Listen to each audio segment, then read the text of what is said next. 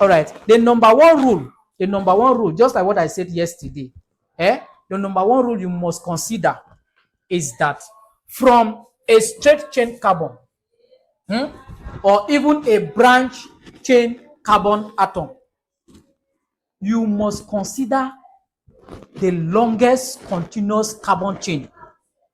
The longest continuous carbon chain, and give it a parent name. What do I mean by that? For instance, if I have a compound like this, if I have something like this, I should have something like this. Now, I will first of all look at the parent name. Now, this rule is telling me that in considering the parent name, I should look at the continuous carbon chain. That means I'll number these carbons here straight, or way to give me the longest. If I can number it like this, 1, 2, 3, 4, 5. Now I have longest this way, right? I can even count like this, 1, 2, 3, 4 to the branch. I have only 4. Now the rule is that consider the longest chain. So now I have to consider this way. You understand that? Now, if I'm to consider this way, that means the parent name now is going to be what? Pentane, right? Pentane, because it's from the, it has 5 carbon atom. But there's a substituent attached to a particular carbon atom. We are coming to see the law that says something about this. But what I'm telling you now is that consider the longest continuous chain. Are we there? And it may not be the straight chain. It may be from the branch. Are we there? Look at this. If I can have something like this again, branch, there's a branch formed down. If that branch gives you more carbon atom than the straight chain, that means the name can come this way. You see that if I count like this, 1, 2, 3, 4, 5, I have just 5. If I count like this, 1, 2, 3, 4, 5, 6, 7, I have 7, right? So I can consider the name this way and give it what? Heptane, right? It's heptane now, because it has 7 carbon atom this way.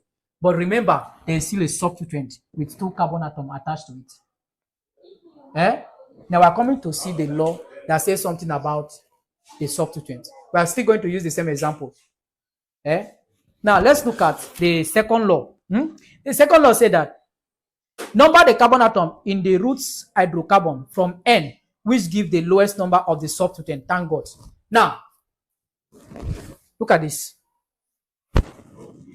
If I am picking this from this point, 1, 2, 3, 4, 5, 6, 7.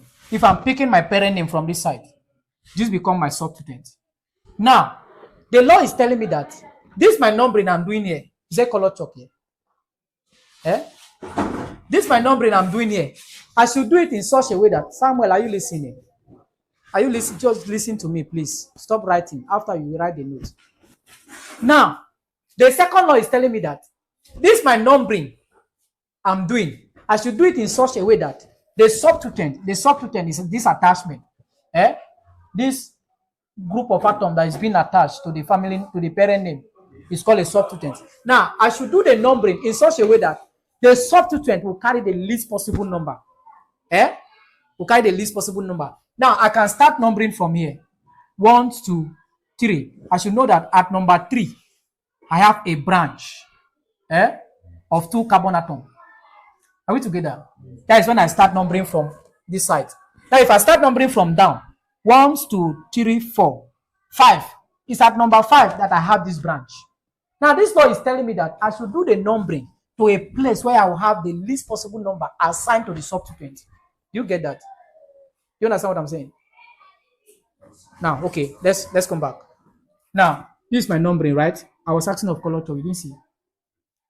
This is 1, this is 2, this is 3, right? This is 4, this is 5, this is 6, and this is what? 7, right? Now, let me start numbering from this side. Let me start numbering from down to this side like this. A number here: 1, 2, 3, 4, 5, 6, 7. Now let's consider from this side. From this side, where the substituent, at what number is this substituent? This is a substituent. At what number is this substituent from this side? Eh? At number 3, right? You see, everybody agree with that, right? It's at number 3. Now, you put that. Let's start from down. You know, my down, I started with 1, right? Let's start counting. 1, 2, 3, 4, 5. At number 5, I have what? The substituent attached, right? At number 5. Now, the law says that I should pick the one with the least possible number, which is 3. 3 is least among 5 and 3, right? Now, if I'm to name the whole of this compound now, remember the substituent is from the alkyl family. Remember we laid background about the alkyl last time. We say when an alkane lost an hydrogen atom, they form what? An alkyl. Now, this is a substituent with how many carbon atoms? 2 carbon atoms. Normally, alkane family with 2 carbon atoms are called ethane, right? Now, when that ethane lost 1 hydrogen atom, it becomes an alkyl. Which of the alkyl is that? Ethyl. Thank you. Are we together? It becomes ethyl. Now, this is an ethyl substituent at carbon number 3. Now, if I'm to name this compound using the first law and the second law, I'll say that this is 3 ethyl, the longest chain. How many carbon do I have? From the longest chain, 7, right? Now, 7 is what? Heptane, right? 3 ethyl heptane. 3 ethyl heptane. That becomes the name of this compound. Do you understand that? I've just combined the first law and the second law to name this compound.